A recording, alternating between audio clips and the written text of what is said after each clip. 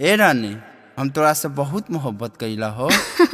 अपना प्यार, लव, इश्क, मोहब्बत ना अपने पास रखो, क्योंकि हमारे दिल के सिम में मोहब्बत के लिए इनकमिंग नहीं है, समझे? अरे ऐसे काहे कहतारू हो? ओए, सच जानोगे ना तो घबरा जाओगे, इसीलिए कहती हूँ कि अपने टावर का नेटवर्क अपने पास रखो, नहीं तो बैलेंस 0 हो जाएगा बाबू। मोहब्बत करो नहीं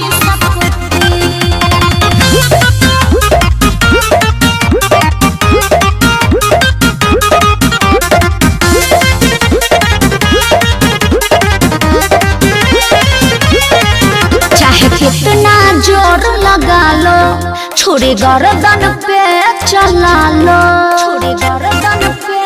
हाँ हाँ, चाहे कितना जोर लगा लो, छुरी गर्दन पे चला लो, किसी से डर नहीं सकती।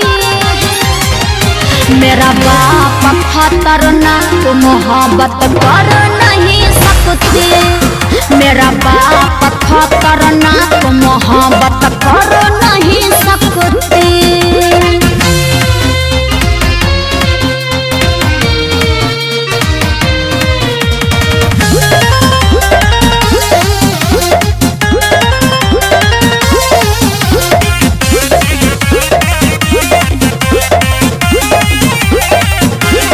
निकल पतली गली से मेरा हाथ ना पकड़, आ देख लेगा मेरा भाई निकल जाएगा कर।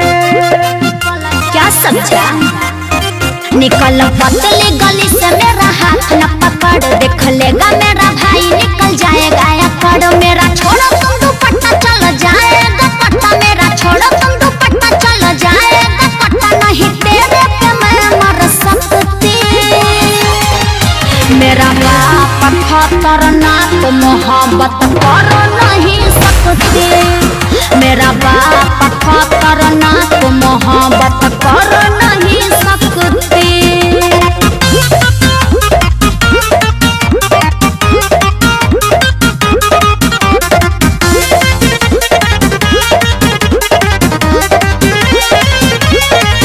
मैं हूँ पटना के लड़की, ना पटने वाले, दिमाग से निकाल नहीं सटने वाली। पीछा छोड़ दो। मैं हूँ पटना की लड़की, ना पटने वाली, दिमाग से निकाल नहीं सटने वाली। मेरा नाम प्रियंका लगा जाएगी लंका, साइलेंस टच नहीं कर सकती।